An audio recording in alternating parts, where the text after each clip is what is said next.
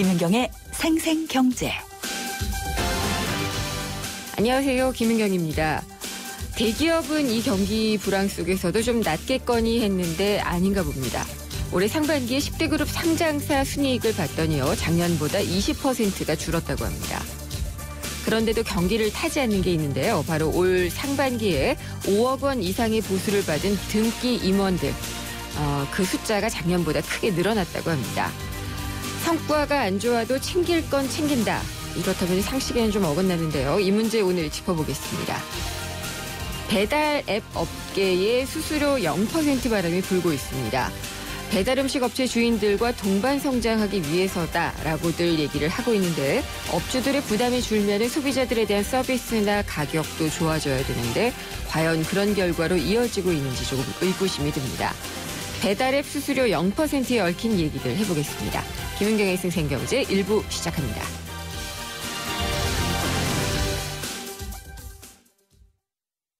엄마라는, 도전이라는, 헌신이라는 이름의 흉터. 때론 자랑스럽지만 달라졌으면 하는 여자 마음. 더마틱스 울트라로 흉터 달라질 수 있습니다. CPX 성분이 흉터를 흐리고 부드럽고 매끈하게. 흉터 전문 더마틱스 울트라. 본 제품은 의료기기입니다. 도시의 여러분, 저 김연아는 평창에 있습니다. 맑고 깨끗한 강원 평창수와 함께요.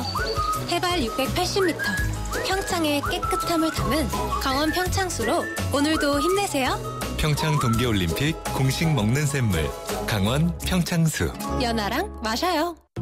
사는 게 뭐라고 대단한 거라고 우리가 뭐라고 기쁨이 든다고.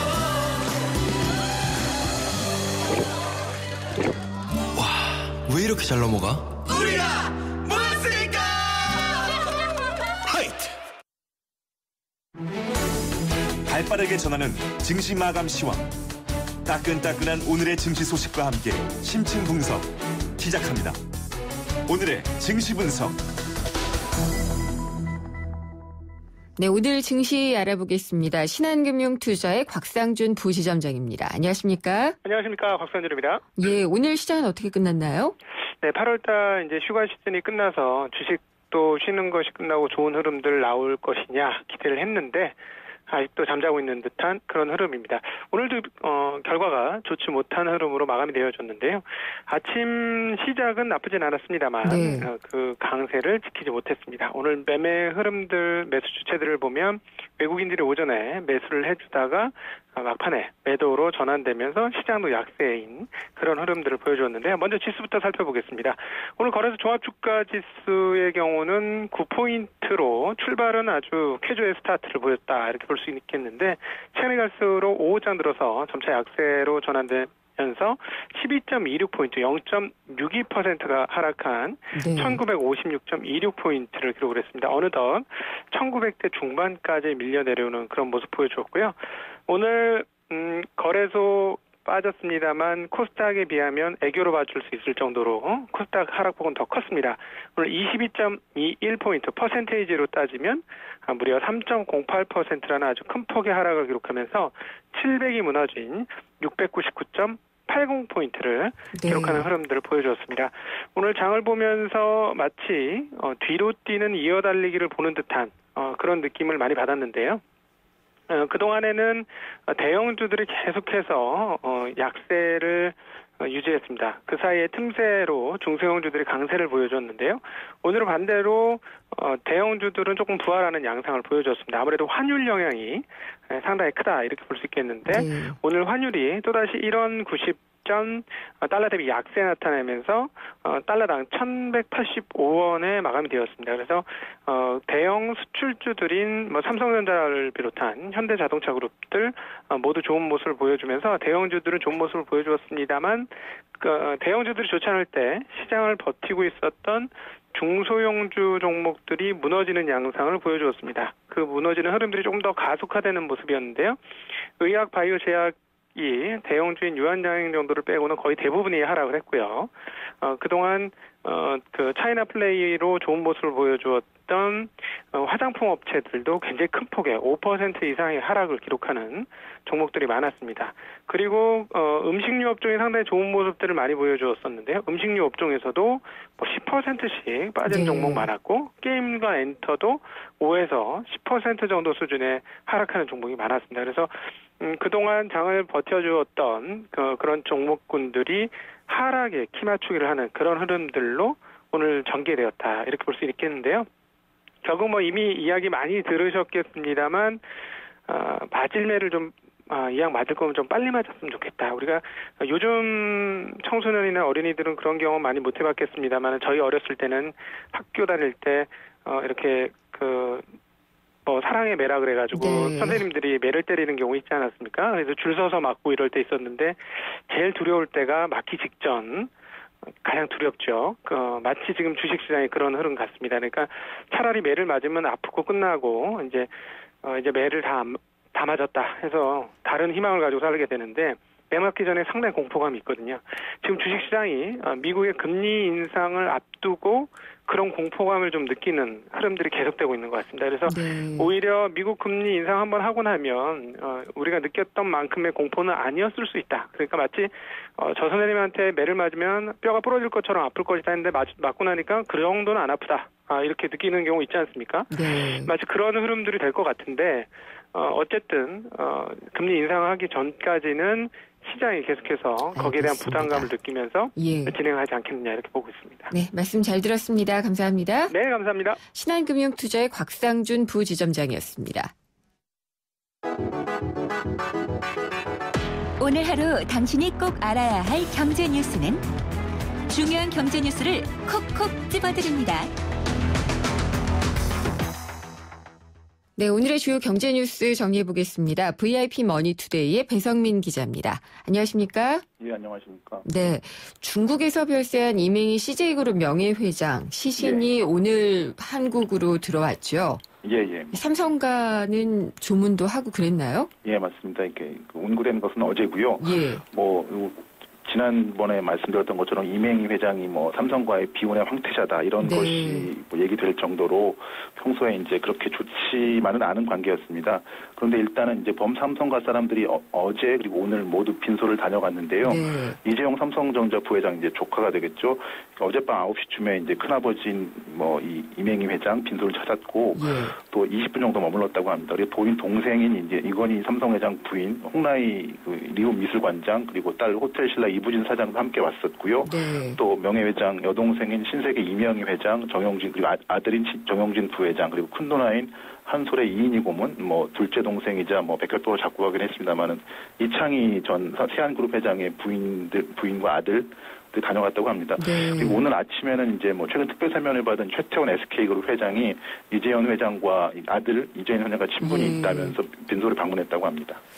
그렇죠. 근데 지금 사실 상주는 이맹희 회장의 아들인 그리고 또 삼성과의 장손이기도 한 이재현 CJ 회장이잖아요. 아직까지 그쪽에는 모습을 보이지 않고 있다고 하던데요. 일단은 좀 몸이 좀 불편하죠. 이재현 회장이 이제 일단 빈소는 이제 장남인 이재현 CJ그룹 회장 대신 이제 차남 이재환 재산 커뮤니케이션스라는 회사를 운영하고 있는 대표하고 장손 이선호 씨가 빈소를 지키고 있다고 하는데 일단 이재현 회장은 방금 말씀드린 것처럼 이제 2013년 신장 이식을 받은 이후로 서울대병원에서 입원해 있긴 합니다. 치료를 받고 있는데 면역 억제제를 맞을 정도로 이제 건강이 악화됐다. 그래서 병실 밖으로 나오기 어려운 것으로 이제 전해지고 있는데요.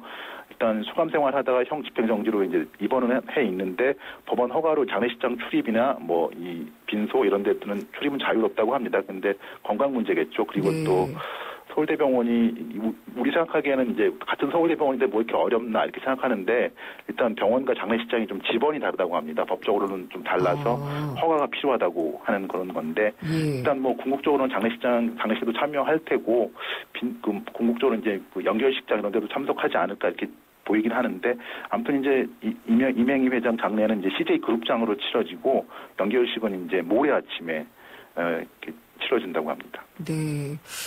아버지 돌아가셨는데 아들이 못 오고 있는 여러 가지 이유들이 복잡하고 좀 그렇네요. 남북 간의 갈등 요소가 사실 이게 잘해보자고 만든 건데 개성공단이요.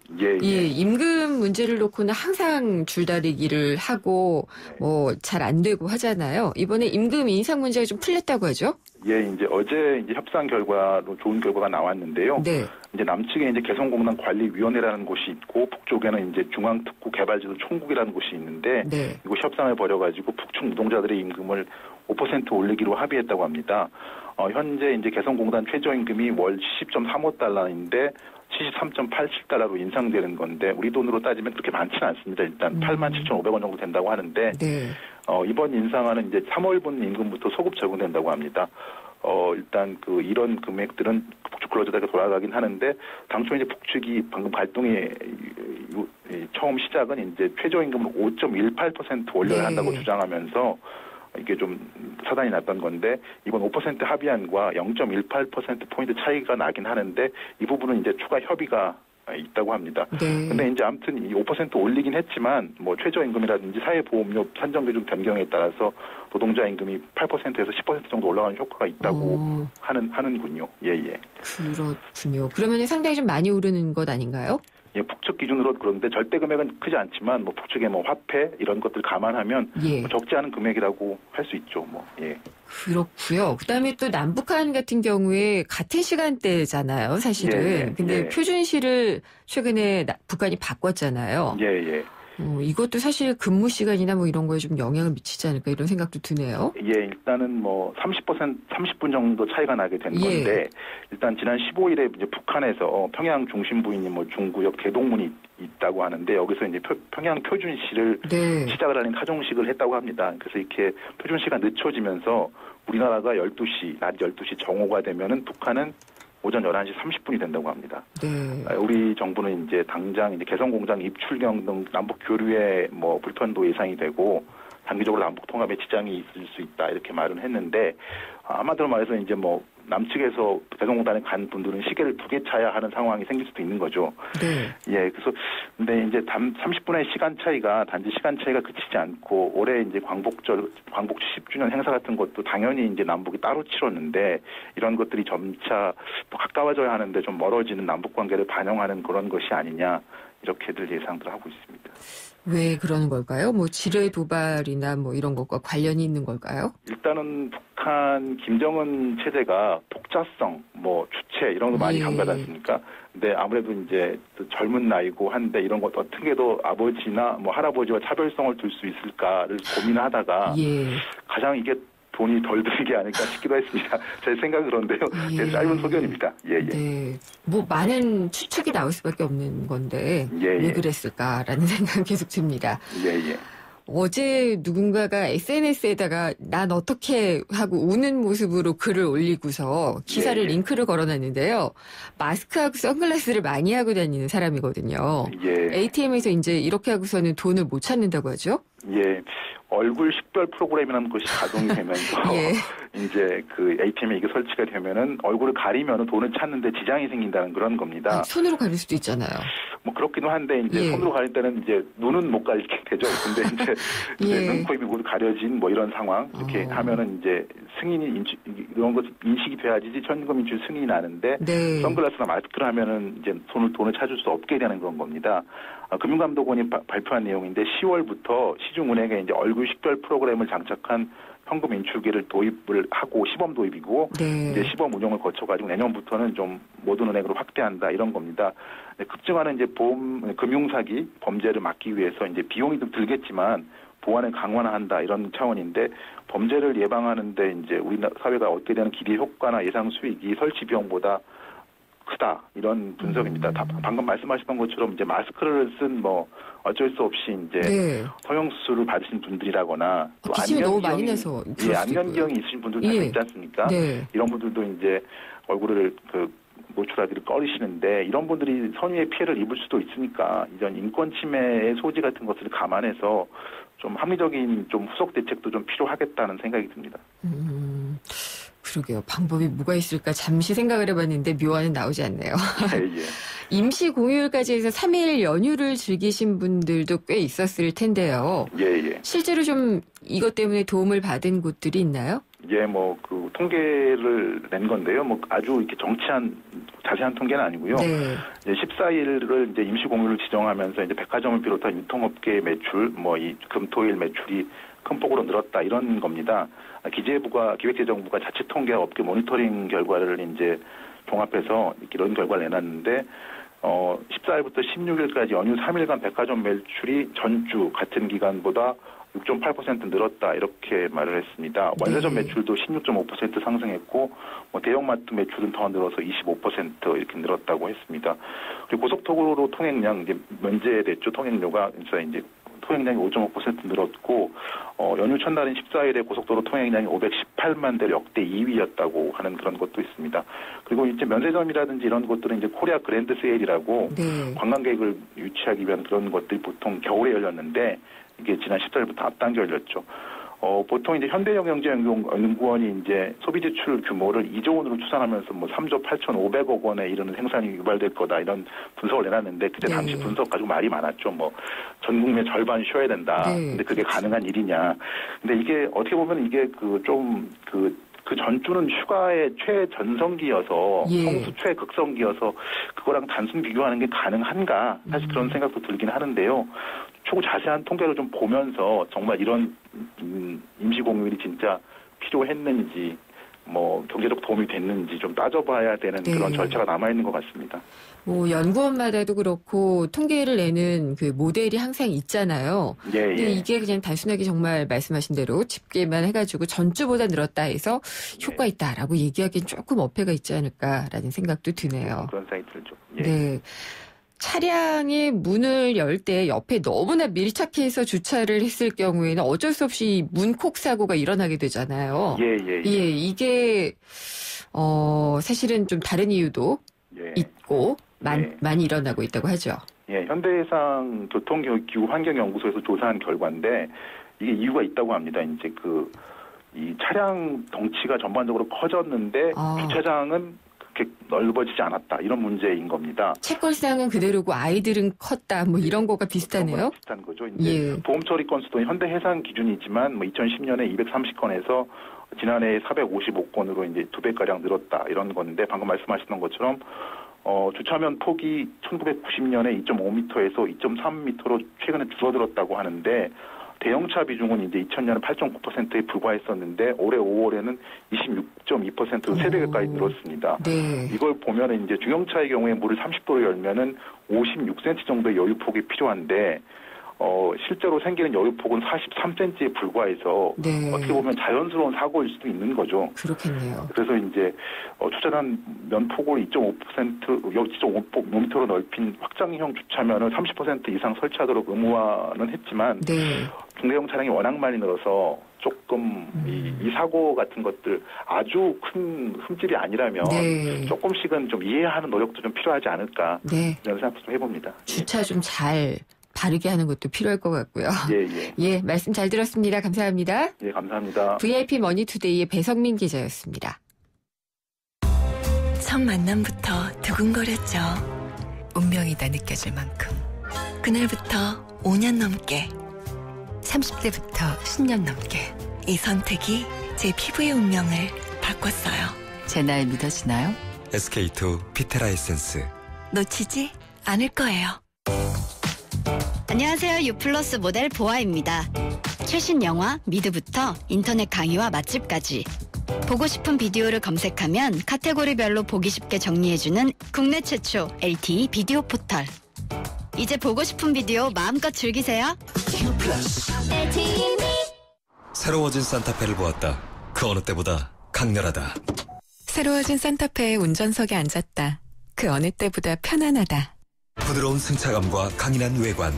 모든 면에서 만족스러운 All around perfection. 산타페 더 프라임 탄생. New thinking, new possibilities. 현대자동차. 네, 국내 10대 기업 대기업들의 10대 그룹의 상장사들의 올해 상반기 실적을 봤더니 크게 부진한 것으로 나타났는데요. 왜 그런 것인지 2부에서 짚어보도록 하겠습니다. 오늘도 생생경제에서 여러분을 위한 선물을 준비를 해놓고 있는데요. 의견을 문자로 보내주시면 그중에 몇 분을 추첨해 보내드립니다. 선물은 참 쉬운 중국어 문정아 중국어에서 드리는 10만 원 상당의 온라인 수강권 있고요. 미워할 수 없는 한량 배비장과 도도한 미색 애랑의 유쾌한 조선 한량 유혹 사기극 정동극장에서 공연하는 배비장전 관람권을 보내드리도록 하겠습니다. 의견은 문자로 보내주시면 되고요. 짧은 건 50원, 긴 건 100원의 정보 이용료가 부과됩니다. 휴대전화 우물정의 0945번으로 정답 보내주시면 됩니다. 정답이 아니고요. 의견을 보내주시면 되고요. 저는 광고 듣고 2부로 돌아오겠습니다. 안녕하세요. 민상토론의 유민상입니다. 복잡한 세상사와 정치 이야기 머리 아프고 답답하시다고요? 그렇다면 FM 94.5 YTN 라디오를 켜세요. 아주 그냥 시원하게 풀립니다. 주말엔 뉴스 앤 뮤직으로 음악도 즐기시고요. 모바일 앱 예스로도 전세계 어디서나.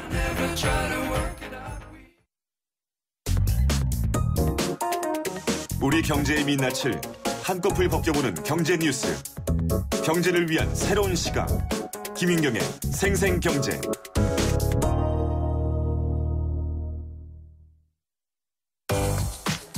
안녕하세요. 유플러스 모델 보아입니다. 최신 영화 미드부터 인터넷 강의와 맛집까지 보고 싶은 비디오를 검색하면 카테고리별로 보기 쉽게 정리해주는 국내 최초 LTE 비디오 포털. 이제 보고 싶은 비디오 마음껏 즐기세요. 자작나무 숲과 광활한 바이카로수. 시베리아의 여름 여행을 계획하신다면 이 곡은 꼭 들고 가시는 게 어떨까요? 차이콥스키의 피아노 협주곡 1번입니다. 대한항공 러시아 4개 도시 운항. Korean Air. 선발톱 무좀엔 역시 풀케어. 써보면 알아요. 달거나 닦지 않고 바르면 손발톱에 쏙. 국내 최초 오니텍 특허 기술의 깊고 빠른 침투력으로 자신 있게 2014년 국내 1위 선발톱 무좀 치료제 풀케어. 이탈리아 글로벌 제약회사 메나리니. 왜? 코웨이 모든 침대는 상단이 분리될까? 침대는 몸에 닿는 부분부터 오염되잖아. 더러운 상단을 분리해 언제든 새 터퍼로. 그리고 전문가의 관리까지. 위생까지 책임져야 진짜 침대다. 코웨이 매트리스 케어 렌탈 1588-5200.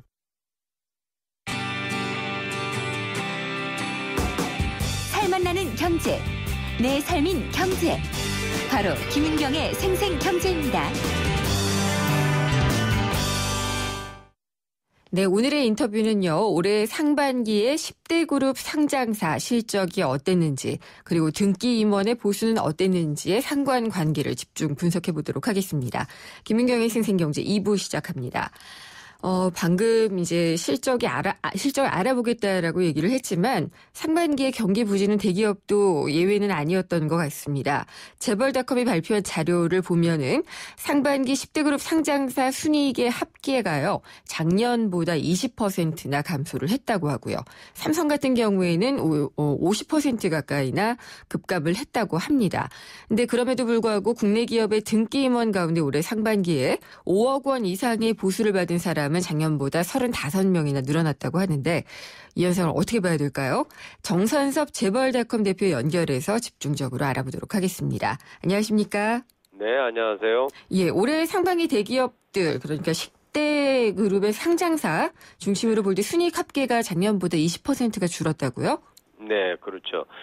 당기 순이익 기준으로 해서 작년 반기에는 22조 8천억이었는데 올해 반기는 18조 2천억 정도로 잡혀서 네. 4조 원 가량이 줄었습니다. 이것은 이제 퍼센티지로 보면은 20.2%가 하락한 것인데요. 그동안에 2010년 그러니까 글로벌 금융위기 이후에 반기 기준으로 해서 전년 대비로 가장 많이 떨어진 그런 현상을 보였습니다. 전반적으로 경기가 별로 좋지 않아서 그럴까요? 전반적 경기의 침체도 뭐 원인이겠지만 우선은 수출 중심의 우리 대기업들인데 네. 해외 시장이 어려움을 겪으면서 거기에다가 이제 환율 문제도 있고 이런 등등으로 인해서 많이 순이익이 감소된 것으로 그렇게 보입니다. 대표님 보시기에는 걱정을 좀 많이 해야 될 수준일까요? 네, 특히 이제 우리가 그 소수의 특정 기업, 특히 그 수출을 많이 하고 있는 대기업에 그 의존하는 그 빈도가 높은데요. 그 비중이 굉장히 큰데, 네, 특히 이제 삼성전자라든가 현대자동차라든가 이런 주요 기업들의 실적이 악화된 것으로 나와서 좀 걱정이 많습니다. 네. 아니, 지금 삼성을 얘기를 하셨지만은 삼성그룹 같은 경우에 상장사 순이익이 거의 반토막이 났죠. 네, 전년도에 10조 5천억이었는데 이번에 5조 1천억 정도로 지금 나와서 51% 하락을 했는데요. 네. 뭐 반토막이라고 해야 되겠죠. 예. 뭐 참 그 삼성으로서는 아마 겪어보지 못한 그런 그 실적 하락이 아닌가 이렇게 보입니다. 삼성그룹 중에서는 그룹 계열사 중에서는 이익을 낸 곳도 있을 테고요. 또 뭐 손실을 본 경우도 있을 텐데 어느 정도 차이가 나나요? 삼성의 지금 그 이번에 상장사 조사 대상은 13개 계열사였는데요. 네. 이 중에서 이제 삼성 상장사 전체에 거의 뭐 비중을 70% 이상을 차지하고 있는 삼성전자라고 할 수 있는데 삼성전자의 순이익이 작년에 9조 4천억이었는데 지금 6조 1천억이었어요 원래는. 그렇죠. 34.9% 거의 뭐 35% 가까운데 이 정도면은 삼성전자도 아마 그 2008년 글로벌 금융위기 이후에 가장 그 최저 수준인 것 같고 특히나 삼성중공업이라고 있습니다. 이 조선 경기가 굉장히 그 침체에 빠지면서 작년에는 1,130억 흑자였거든요. 예. 근데 원래는 1조 3천억 적자로 돌아섰습니다. 어유 맞네요. 네, 이번에 뭐 삼성그룹의 수익이 뭐 반토막 나는데 그 가장 큰 요인 중에 하나가 아닌가 그렇게 보여지네요. 근데 또 이익을 낸 기업을 봐도 알고 보면은 불황형 흑자인 경우가 많다라고 하는데 이건 어떤 기업들이죠? 우리가 불황형 흑자라고 하면 매출 성장은 없는데 이익을 낸다는 거거든요. 그건 다시 얘기하면은 구조 조정을 한다든가 원가 절감을 해서 이익을 낸다는 얘기거든요. 결국은 이거는 경제 성장을 저해하는 가장 그 디플레이터 요소라고 할 수 있는데 이런 그곳이 10대 그룹 중에서 뭐 영업이익이 흑자가 난 곳은 7곳입니다. 그 중에서 대부분이 매출이 감소를 했어요. 지금 실제로 10대 그룹 중에서 매출이 늘어난 데는 단 3곳밖에 없습니다. 아, 그래요? 예. 근데 우리가 영업이익이 흑자가 많이 난 곳을 몇몇을 꽂아보면은 이제 SK그룹이라든가 LG그룹이라든가 롯데 이것이 이제 그 영업이익 흑자가 났는데 현대자동차도 물론 났습니다만은 현대자동차의 경우에는 영업이익이 4.9% 증가를 했는데 비해서 매출액은 0.3% 증가를 했어요. 그러니까 거의 뭐 매출은 늘어나지 않았는데 이익이 늘어났다. 이런 것은 뭐 구조조정의 결과다라고 밖에 볼 수가 없고요. 특히 이제 SK그룹 같은 경우는 하이닉스가 뭐 많이 이제 그 실적이 좋았었는데 이러면서 영업이익이 16.3%나 증가를 했는데 매출은 4.7% 감소를 했어요. 이것은 결국은 성장 없는 흑자다. 뭐 이런 그 결과를 보여주는 것이죠. 그렇군. 현대중공업 같은 경우에도 보니까 영업이익은 엄청나게 줄었더라고요. 네, 뭐 현대중공업은 당연히 아까 말씀드린 그 삼성중공업하고 똑같은 경우인데 같은 업계니까. 현대중공업은 뭐 조선이 주력 업종이니까 현대중공업의 그 영업이익은 작년보다 62%나 감소를 했는데. 뭐 매출은 뭐 조금 증가를 했습니다만은 워낙 지금 상황이 그 환율 문제라든가 또는 중국의 어떤 그 조선업 경쟁 이런 것 때문에 지금 현대중공업 굉장히 어려운 상황이죠. 그렇군요. 근데 대기업 상황이 이런데 또 재벌닷컴에서 발표한 것을 보니까 이게 꼭 다 매칭이 되지는 않지만 상반기에 보수 5억 원 이상을 받은 등기 임원들의 현황이 발표가 됐잖아요. 이분들은 숫자가 늘었더라고요. 그거는 원래 그 반기 보고서를 발표한 회사 수가요. 네. 작년보다도 한 300여 곳이 늘어났습니다. 네. 금융감독원에서 이 공시를 하는 대상은 지금 그 자본시장법상에 일정 기준에 따라서 이제 반기 보고서를 발표해야 되는데 작년보다 이제 300여 개가 늘어난 인원이 좀 증가한 건 있어요. 네. 작년보다는 192명에서 227명으로 늘어났으니까 같은 기준으로 볼 때 35명 정도 증가를 한 그런 상황입니다. 그러면은 실적도 별로 안 좋으면서 많이 챙겨갔다 이렇게 단순하게 비교하기는 좀 어렵다는 말씀이네요. 그거는 전혀 그렇지 않고요. 네. 작년에 그 보수를 받았던 임원이 올해도 보수를 받는 경우 이런 분들을 비교를 해보면 실제로 보수 수준은 많이 줄은 것 같아요. 네. 대표적으로 삼성전자의 등기 임원 같은 경우에는 전년에 비해서 거의 반토막이 났죠. 네. 상여금이라든가 이런 급여 이외에 주는 그런 금액들이 거의 없어진 그런 때문인 것 같은데요. 아마 보수 수준은 좀 낮아지지 않았나 전반적으로 그렇게 봅니다. 누가 제일 많이 받았나요? 1위는 유경선 유진그룹 회장인데요. 네. 유진그룹이라면 옛날에 그 하이마트인수도 하고 지금 로또 하는 그런 곳입니다. 퇴직금을 포함해서 154억 원. 이거로 1위를 차지했고요. 네. 재벌 총수 중에는 정몽구 현대차그룹 회장이 42억 원 정도 받은 것으로 나와 있습니다. 그래요? 그럼 삼성 쪽에서는 이 순위에 많이 안 들어가나 보죠? 삼성에서는 오너가 총수 일가족은 거의 등기원이 아니니까 네. 없고 현직 전문 경영인 중에서 이제 권오현 삼성전자 부회장이 29억 원으로 전문 경영인들 중에서는 1위이고요. 네. 나머지 이제 삼성전자의 등기 임원들 중에서는 상위 한 30위 안에 있던 분들이 있죠.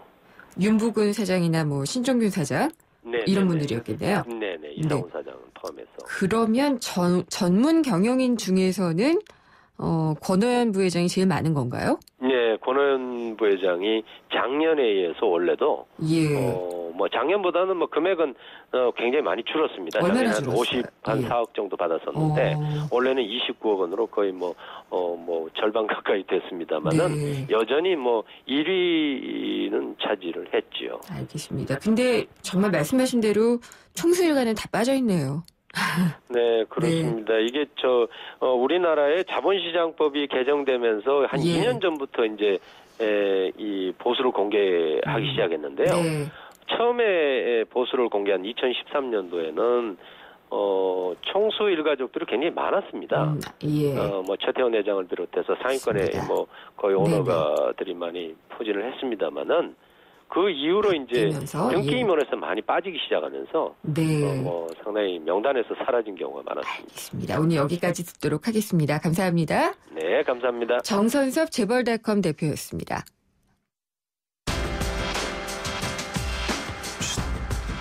숨은 재테크 고수에게 듣는다. 누구도 알려주지 않은 숨은 고수들의 직구 토크. 알려지지 않은 숨은 재테크 고수들의 비법을 알려드리는 시간입니다. 숨은 고수의 재테크.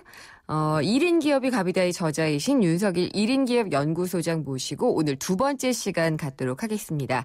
윤 소장님 안녕하십니까? 네, 안녕하세요. 네, 오늘이 이제 실전에 들어가 있는 날이죠? 예. 네. 1인 기업에 가는 6단계에 대해서 말씀을 해주신다고 들었는데요. 예. 6단계가 일단 어떻게 되나요? 먼저 6단계가요. 예. 1단계는 나에게 맞는 천직을 찾아라는 겁니다. 책이군요. 예, 책입니다. 예, 잘 가져오셨네요. 예. 먼저 이 1인 기업을 하다 보면요. 정말 8시간 근무는 기본이고요. 때에 따라 12시간, 16시간 일을 해야 합니다. 네. 그렇게 일을 하려면 즐거워야 돼요. 예. 저 즐겁지 않은데도 그 시간 일하고 있습니다, 지금. 그래서 1단계는 천직을 찾아라. 그다음 2단계는 직장이 아니라 직장에 대한 관점을 바꾸라는 겁니다. 관점을 바꿔라. 이거 뒤에 자세히 설명해 드릴게요. 예. 그다음에 최소 수입을 창출하며 시뮬레이션을 해봐야 합니다. 큰 돈이 아니고 단돈 10,000원이라도 벌어봐야 하는 거죠. 네. 그다음에 4단계는 나만의 파이프라인을 만들어라. 파이프라인이요? 예, 수입이 이제 창출해야죠. 이제요. 그리고 5단계. 대부분 5단계에서 이제 1인 기업으로 전환을 합니다. 5단계가 바로 수입원을 다각화한 다음에 집중화시켜라. 예. 마지막 6단계가 지속 성장하는 1인 기업이 되는 겁니다. 되게 좋은데 예. 이게 가능하려면 되게 힘들 것 같아요. 예, 어디나 다 힘들죠. 예, 그렇습니다. 어떤 단계나 다 힘들 것 같은데 예, 예. 그럼 하나씩 단계별로 좀 풀어봐야 될 것 같아요. 예, 예. 먼저 나에게 맞는 천직을 찾아라. 예. 지난 시간에 말씀하셨지만 소장님은 기술 쪽에 일을 하고 계셨는데 예. 천직을 어떻게 찾으셨는지 참 궁금해요. 제 개인적인 경험이 있었습니다. 사실 고졸로 이제 군대를 네. 입대를 했습니다. 예. 어떤 이제 인문계고등학교 나와서 1년 정도 이제 일을 네. 한 다음에 군대를 입대하고서는 많은 고민이 했었어요. 네. 과연 내가 전역을 하고 나서 어떻게 나를 해야 되나. 할까. 근데 예. 당시 그때 눈에 띈 게 자격증입니다. 자격증. 예, 국가기술 자격증이요. 네네. 그래서 군대에서 국가기술 자격증을 4개를 합격했었어요. 군대에서요? 예, 조금 예. 많이 좀 노력을 했죠. 많이 따셨네요. 예, 진짜. 그 노력을 바탕으로 해서 군대에서 강연 좀 열어달라고 해서 네. 장병들 앞에서 강의를 하는데 그 기분은 정말 잊지 못할 기분이었죠. 정말 그 희열을 느끼셨군요. 예, 많은 희열을 느껴가지고 이제 이거를 먼 훗날 이제 네. 이걸 당장 이렇게 해보자는 생각은 안 들었고 먼 네. 훗날 그런 경험이 있었기 때문에 그런 경험을 직업으로 하자, 돈을 벌어보자 하면서 네. 천직을 발견된 케이스이죠. 근데 그러면 윤 소장님의 경우에는 굉장히 좋아하는 그 순간을 딱 포착을 하셨잖아요. 예. 근데 많은 분들은 그 순간을 잘 포착하지 못하거든요. 예. 이게 내 천직이 맞을까? 즐겁기는 한데 괴롭기도 하고 예. 이게 갈림길이 많은데 어떻게 찾아야 되나요? 먼저 이 자신을 안다는 게 사실 굉장히 어려워요. 예, 예. 부분입니다. 근데 이거는 제가 원론적으로 말씀드릴 밖에 없습니다. 소위 말해서 본성을 따라라입니다. 내 마음속에서 하는 이야기를 들어라라는 거네요. 예, 그렇죠. 결국에는 예. 이게 끊임없이 자신과의 대화밖에 없는 것 같아요. 왜냐하면 좋아하는 거는 누가 절대 알려주지는 않습니다. 근데 그걸 본인이 알아야죠. 저 같은 경우에는 이제 독서를 좋아하고 예, 드라마 보기를 좋아하는데 예. 그 드라마 보기로 돈을 벌 수는 없잖아요. 이런 좀 난국이 있습니다. 예. 그래서 이제 1인 기업으로 가는 이제 직장에서 1인 기업으로 예. 가는 게 4가지를 제가 제시를 했어요. 예. 이제 그 중에 하나가 바로 스토리의 수집과 병영. 스토리의 수집과 병영. 예, 지금 독서하고 드라마를 좋아하신다면 예. 스토리를 많이 수집하셔가지고 예. 그걸 좀 재미있게 변형시키고 현대에 맞게 네. 그리고 나중에 마지막에는 교훈을 넣어서 교훈을 넣고 그걸 바탕으로 해서 이제 강의를 나갈 수 있는 1인 기업이 될 수 있으시죠. 아직 준비가 제가 덜 됐는지 잘 모르겠습니다. 네. 이 2단계를 보면은 관점을 바꿔라예요. 예. 관점을 어떻게 바꾸면 되나요? 성공한 1인 기업들을 제가 이제 지켜보니까요. 누구 하나 직장 생활하면서 설렁설렁한 사람은 없었습니다. 네. 즉, 그러니까는 말 그대로 내가 회사 대표라는 마음으로 이제 일하는 사람들이죠. 네. 그러니까는 직장 생활을 설렁설렁하고 내가 내 일을 차렸을 때 성공한다는 건 어불성설입니다. 네. 그런 경우는 없습니다. 사실 직장이라는 존재가 얼마나 고마운 존재입니까? 그럼요, 월급 주고. 예, 생계도 예. 해결해주고 자아실현도 해주고 시야도 네. 넓혀주고 또 직업인으로서 훈련과 보람을 주는 곳입니다. 네. 관점을 바꾸라는 말은요. 회사 계약서상 갑과 을의 관계가 있잖아요. 근데 갑과 을의 관계는 계약서상 편의를 위한 것으로 보시면 되고요. 네. 갑과 갑의 관계. 즉 나는 회사 안에 있는 작은 회사. 독립법이라는 마인드로 이제 바꾼다는 거죠. 즉 네. 독립법인들 관점으로 가라는 거죠. 근데 그중에서 조심해야 할 게 하나 있습니다. 뭘까요? 독립법인인데 예. 독립법인이라고 생각하는데 아웃소싱으로 생각하는 경우가 있습니다. 아웃소싱은 가격 경쟁력이 핵심이죠. 그렇죠. 근데 독립법인은 가격 경쟁력이 아니고 회사에 어떤 가치를 제공해 주냐. 즉 내가 독립법인으로서 갑과 을이 아니고 갑 대 갑이다. 네. 내가 제공해 주는 서비스가 부족하면 회사는 나를 언제든지 쳐낼 수 있다라는 네. 그런 마인드, 관점을 바꾸라는 거죠. 관점을 바꿔라. 그러니까 일종의 그 사업체를 운영하고 있는 갑의 위치에서 모든 걸 생각해 보라라는 걸 해석할 수가 있겠네요. 예. 세 번째 단계가 최소 수입의 창출이에요. 예. 최소 수입. 소장님의 사례로 풀어주시면 어떨까요? 저는 먼저 이 최소 수입을 할 때 저는 주의사항을 한 가지 먼저 말씀드리겠습니다. 뭘까요, 그건? 본업을 단단히 뿌리를 잡으시라는 거죠. 절대로 네. 본업을 등한시하면서 최소 수입을 창출하시면 안 됩니다. 이렇게 어렵게 말씀하시면은 곤란한데.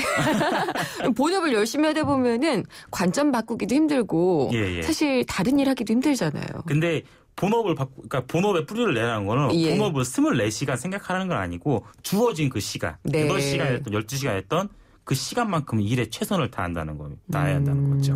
저로 예를 들다면요. 이제 제가 직장 생활하면서 할 수 있는 시간이 퇴근 후하고 주말밖에 없었습니다. 대개가 그래요. 예, 대부분이 이제 그렇죠. 근데 이제 그 시기에 조금 이렇게 편하게 시간을 보낼 수 있었지만은 저는 이제 하고 싶은 일이 워낙 확고했기 때문에 그러면 어떻게 하냐.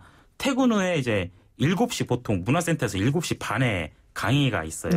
그러면 6시에 퇴근하면은 얼른 샤워를 하고 정장으로 갈아입고 차를 몰고 급하게 가는 거죠. 문화센터로. 예, 문화센터로. 근데 때에 따라도 저번 시간에 말씀드렸지만은 손해도 볼 때가 있습니다. 근데도 가야죠.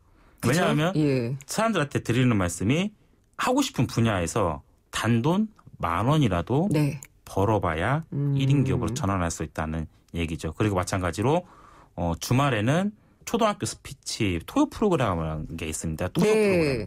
그런데 가서 이제 아이들하고 또 힘들었지만 즐겁게 또 채소 수입을 창출하면서. 근데 어떻게 이렇게 팔로를 개척을 하셨나요? 모든 게 마찬가지겠지만요. 하고 싶은 분야가 있으면 그곳으로 가야 합니다. 근데 가도 너 잘 내가 모르는데 내가 널 써도 되겠어? 뭐 이런 식의 그 문전박대를 당할 수도 있잖아요. 예, 그건 각오를 하셔야 돼요. 하지만 어떤 꾸준함. 내가 얼마나 성실하고 직장을 다니고 있지만 내가 이쪽 얼마나 갈망하고 꿈꾸고 있는지 얼마나 크게 어필을 하냐에 따라 센 거죠. 저는 처음에 이제 시작을 할 때 다행히 이제 심부름부터 시작을 해가지고 거기서 이렇게 또 열심히 도와드리면서 한 건 한 건 받아오고 그렇게 했었습니다. 그렇군요. 그리고 네 번째 단계가 이제 판매 라인의 구축이에요. 이게 팔로 개척에 대해서 지금 얘기를 했다면은 이 라인을 파이프라인이라고 아까 설명을 하셨는데 이걸 어떻게 단단하게 구축을 할 수가 있을까요? 판매 라인을 이제 구축을 할 때는요. 즉 고객에게 나의 지식과 경험, 노하우를 판매를 해야 합니다. 근데 마찬가지로 초보인데 누가 나한테 과연 의뢰를 주고 돈을 주고 의뢰를 할까? 이런 고민입니다. 그러면 가격 경쟁력으로 승부하라는 말씀이신가요? 가격 경쟁력도 마찬가지지만은 그러니까는 처음에는 무료로 컨설팅 개념으로 이제 무료로 처음에 접근을 해주고 그다음에 단계별로 판매 라인을 구축하라는 거죠. 이게 판매 라인 구축은 즉 단계별로 판매할 게 무엇일까. 그리고 판매를 하면서 나라는 상품이 얼마나 괜찮은 상품인지를 알려줘야 되겠군요. 그렇죠. 이 세일즈와 자신의 실력에 대한 검증 이런 게 어떤 비중이 더 중요하던가요? 처음에는 세일즈보다는 실력이 있어야 합니다. 단 한 명의 고객이라도 소중히 여기고 그게 이제 때에 따라 손해를 보더라도 아직은 이제 본업이라는 게 있으니까요. 그래서 이제 그런 신뢰를 구축하는 게 참으로 중요합니다. 판매 라인의 구축. 그 다음 단계가 정말 어렵습니다. 수입을 집중화하라 이건데요. 그러면서도 다각화해서 집중화라고 했거든요. 그러면은 문어발식으로 일하라 이런 건가요? 그렇죠. 이때가 이제 5단계인데요. 5단계 때 이제 많은 분들한테 1인 기업을 이제 하시라고 저는 말씀을 드립니다. 근데 5단계를 하자마자 소위 말해서 문어발로 일을 시작하라고 하라고 합니다. 이유는 크게 두 가지입니다. 첫 번째 이유는 당연히 생계적인 이유죠. 그렇겠죠. 자각하면은 이제 다양한 곳에서 수입을 창출하기 때문에 어떤 마음의 불안이나 수입을 이제 얻을 수 있고 두 번째 이유가 가장 중요합니다. 뭔가요? 바로 다각화하면은 자기가 한 분야라고 해도 그 분야에 다양한 분야가 있습니다. 간단하게 예를 한번 들어드릴게요. 3D 프린터로 1인 기업을 하시는 분은 컨설팅을 했습니다. 근데 이분한테 처음에 들어간 게 3D 프린터 조립은 물론이고요. 프로그램 교육, 설치, 보조. 이제 1인 기업을 할 수 있는 건 모든 걸 다 한번 해보라고 제가 조언을 해드렸어요. 그러니까는 때에 따라 이제 기꺼이 설치 보조할 때는 이제 트럭 타고 이제 장갑 끼면서 이것도 이제 대표님께 말씀드려서 도와드리는 방식으로. 그러니까 다 해보시면서 조금이라도 수입을 창출하시라. 즉 활동하시는 거에서는 3D 프린터 관련된 범주를 벗어나지 않게 하는 거죠.